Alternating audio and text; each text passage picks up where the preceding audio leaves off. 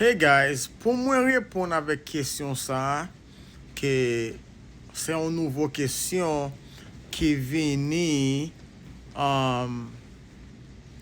met di ki fink entre nan kesyon Amazon job interview sa, ok? Kesyon sa, pou ki sa yo pose l? Yo pose l paske tan fret la rive la, li fe fredi kounye la. So an pil moun ki nan Amazon, lor ap travay, ou konen ou suppose mette yon safety vest, pa vre? Ou bezwen mette yon safety vest, se yon nan safety requirements yo. So, pou kapab mette safety vest lan, ou pa ka mette jacket la, takou yon jacket takou sak sou mwen, ou pa ka mette yon jacket kon sa sou vest lan.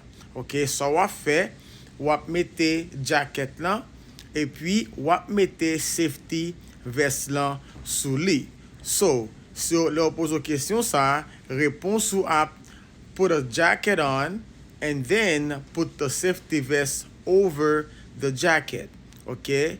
When it's cold, okay, what you're gonna do is put a jacket on and put the safety vest over the jacket.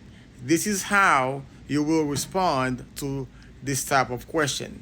Ok? Se pa yon question kom si pou yo, se pa yon truc, se pa ese apese kom si pren yon truc pou fò tombe, men yo vle konen ki ou rekonet avèk safety an, ou rekonet ke safety an li important, safety vest la li important paske li is reflected, so le gen chok kap antre, si chok yo pa kapab wè ou, ok, li yon problem, ou kapab frappe, le chok yo ap antre avèk, nepot bagay kapab frappe ou, selon moun kap kondi nan pakin, le kapab forklift driver.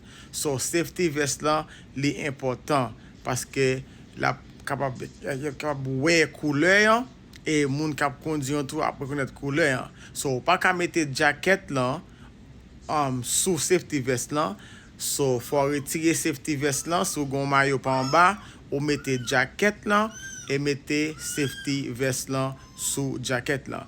So, again, to answer your question is, put a jacket on and put the safety vest over the jacket. Alright? This is how you're going to respond to that particular question. Alright? Thank you. Goodbye now.